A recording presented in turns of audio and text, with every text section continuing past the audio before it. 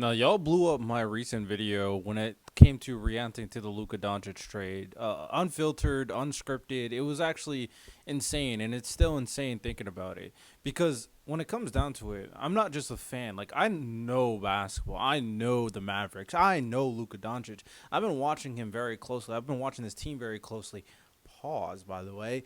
But ultimately, it just doesn't make sense. And I'm going to debunk some myths that was said about Luka Doncic because when you really know the details of the Mavericks season last year and Luka Doncic as a player, you start thinking about 2 plus 2 and how the hell does it equal 5?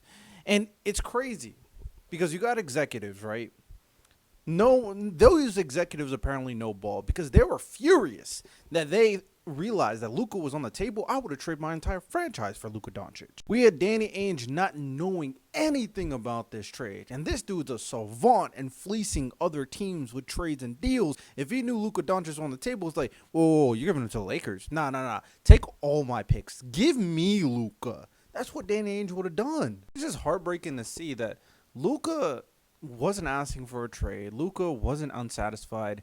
He truly cared about being a Dallas Maverick. He was going to be a Dallas Maverick for life. He should have had a statue. You've heard this all already.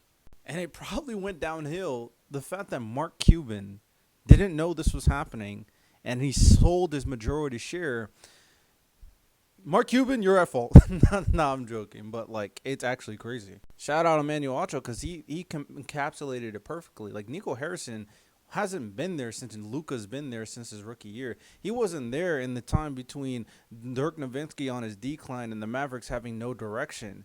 And to think that he just came here 3 years ago, 2021, and was like, yeah, I know what's best for the team, and didn't tell anybody. Didn't tell Jason Kidd, didn't tell any players.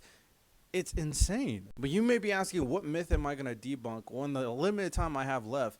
The idea that the defense wins championships and the conditioning issues with Luka was such a detriment that he couldn't win a championship is so flawed and so mistaken, it's ridiculous. Let's be very clear. The series that everybody's going to be talking about is against the Celtics in the finals. The reason why the Mavericks lost that championship match was not because of defense. Matter of fact, the Mavericks played the best defense against the Celtics out of any team in the playoffs. The reason was the offense. They couldn't get buckets from anybody. Even Kyrie was bad in that series, way worse than Luka. Luka was the only one who can create offense and score. Nobody else could. And you blame the defense because you've seen some clips and a fake stat? Come on.